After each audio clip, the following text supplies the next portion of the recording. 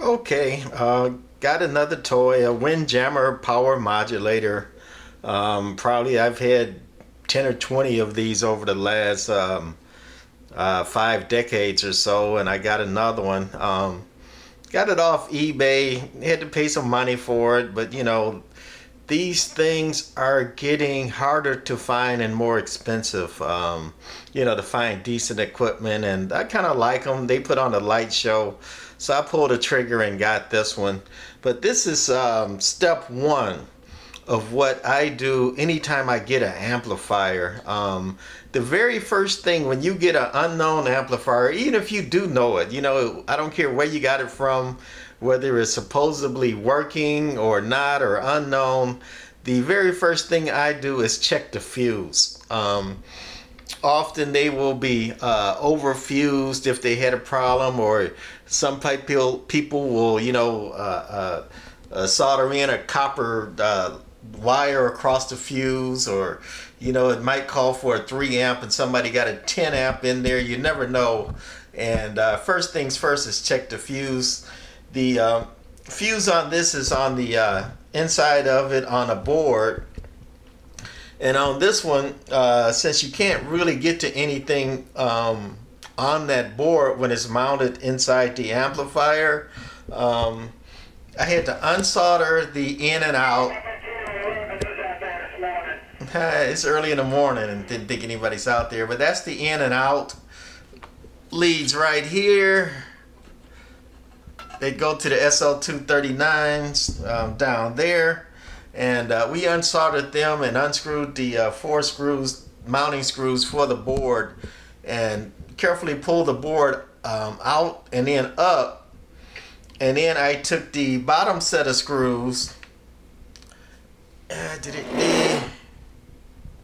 there, and I mounted them to the top holes. So basically lifted the board from the bottom screws down there and mounted it to the top screws up here, so I can get to everything and play with it without having to mess with the board and worried about pulling wires and manipulating it. It keeps the board fairly solid, so I can work on it and do what I need to do with it. So on this one we did that, and once we got that board up and remounted like that so I could work on it and get to it, we checked the fuse. And on this one, I kind of thought it was interesting. Somebody soldered this additional fuse, and even the wires broke off of it. They tried to solder wires onto this additional fuse on top of that bottom fuse. The bottom fuse, I think, is the original fuse, but it's blown. And it's interesting somebody would do that, to take the work to do that, because I don't know if you could see it if I could zoom in. But the bottom fuse, the fuse holder, the fuse just pushes in to the little holder. Underneath it just pushes in here. And there's another one right there where my nail is. It just pushes in there. And that's what holds the fuse. So you could pop it in and pop it out by removing the fuse from the holder here and the holder there. So it's interesting to somebody, maybe they didn't know that or whatever, but take the time to solder in a new fuse on top of it. Ugly, and that's 120 AC that's laying around, and it's hard to solder to a fuse anyway, and as you can see, that one came off.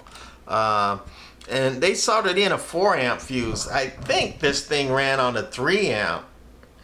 I'll be certain, and I'll check before I do that, but they probably blew the fuse and soldered in a bigger one, because hey, that's what people do. But that's the very first thing I do in an amp. No matter where the fuse is mounted at, I go inside and check the fuses to see if they are overfused. Next thing I usually do is replace all the electrolytic capacitors, which I've done in this one. Got new electrolytics in it, and also the bleeders were out of tolerance, which is a common thing on it.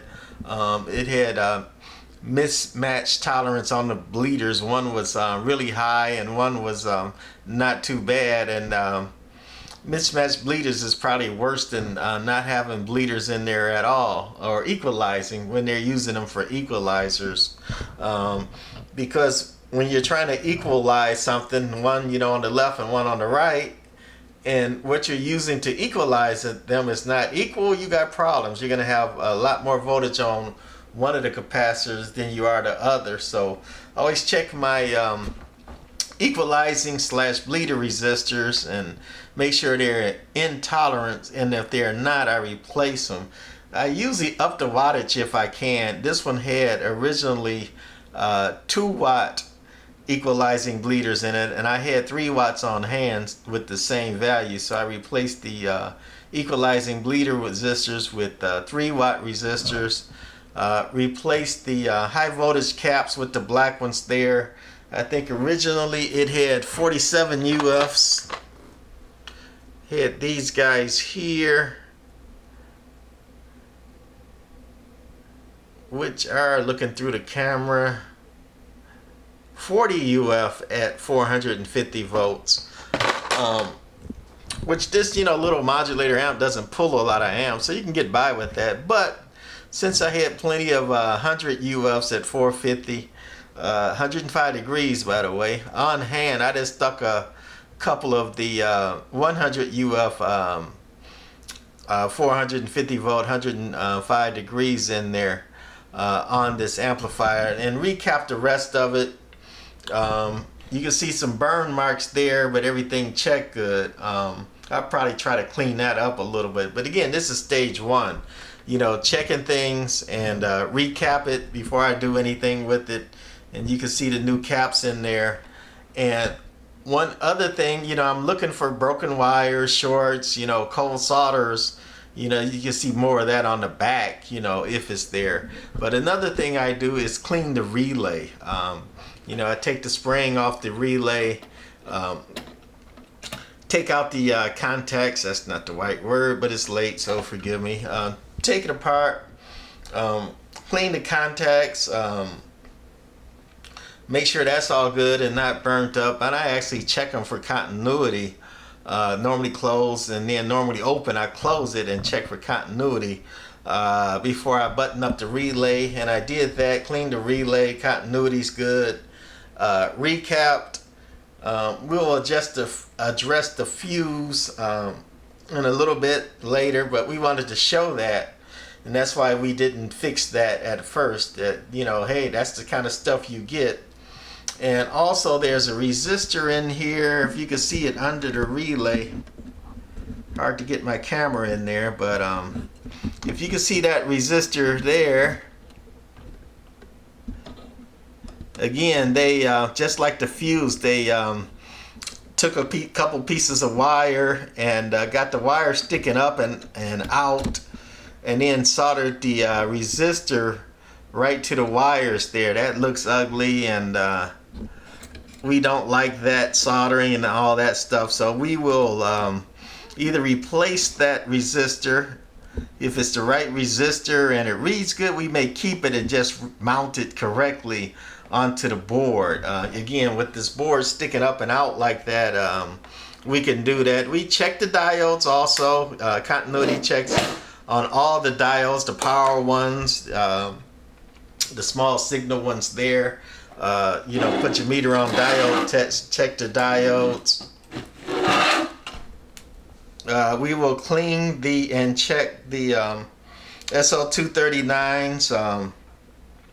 Make sure we got some grip and the connection's not too far open. If it doesn't have grip, we'll try to reform it, which means bend it in a little bit to see if we can get some good grip. That doesn't work, we'll replace these.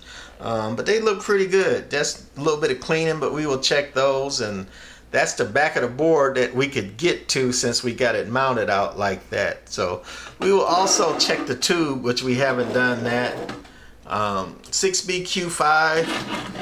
This little Windjammer modulator is like a souped up JB12. JB12 is a great little modulator, but this runs them even harder. It runs on a higher voltage, and it really puts on a light show, you know, when it's working. You know, you got the LED lights going there, you got a neon going there, and it puts on a little bit of a light show. But it really eats the 6BQ5 tubes, because again, that extra voltage, you know, JB12 already a killer tube, a 6BQ5, you know, that little tube. And you know, this thing will do probably 75 watts peak. It's made to do, you know, a few watts dead key and just swing like crazy, which it does when it's working properly with a good tube. But again, you talk on this thing, even using it properly, it will kill those tubes in a short amount of time. So if you're gonna run these and talk on these, it will do the watts, but it's turbocharged with high voltage through it, and you will eat some 6BQ5s. So have some handy on standby. Also, one thing, there are two versions of this amplifier. One, they have a hole right over here, and you can run a tuning wand right through the hole, and that's how you tune the input, which is tied to the dead key watts, just like a JB12. You know, a JB12 and a JB150 had a little tuner on the back that tunes the input, which is basically turning your drive watts up and down, you know, into the amplifier. It takes very little to drive these. So but some versions had it right here, a little hole was in there, and you could put your insulated tuning tube right through there and tune it. But this one does not. It's actually over here, and you can see the hole over there. That is factory. Either way, it's factory. They just had two versions. Some of it, you know, the tuning hole and the input tuning was on the top, and some it was on the bottom, on the panel there. This amp is designed to dead key maybe 1 to 5 at the most. That's the most you want a dead key out of this, and it's gonna swing to 50-75 watts peak.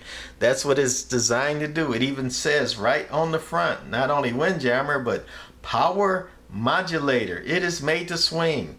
If you try to get high dead key out of this amplifier, see that little transformer there?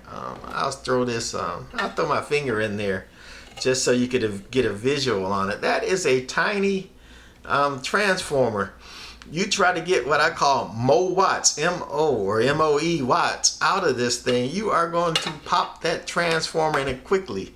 And pop fuses and all that, and it's hopefully they haven't popped the transformer on this, but you know, I got a source, so I could get it anyway. But shoot, don't want to spend the money. They aren't cheap nowadays. But anyway, keep the dead key low, let them swing.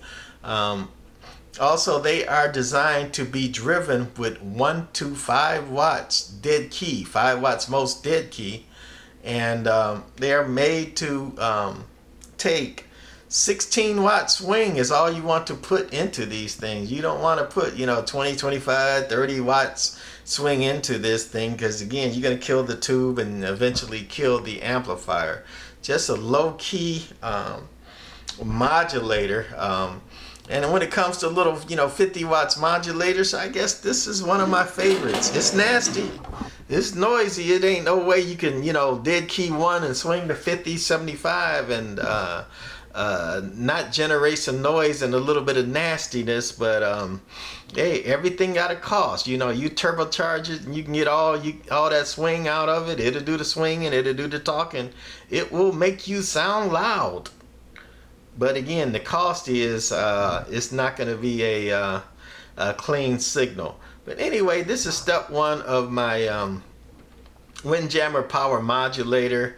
Again, always check your fuse. I always recap them. These amps now are, you know, most of what I deal with is vintage tube amplifiers from the 50s to maybe the mid 80s at the most. So they're, you know, 50, 60 years old, right?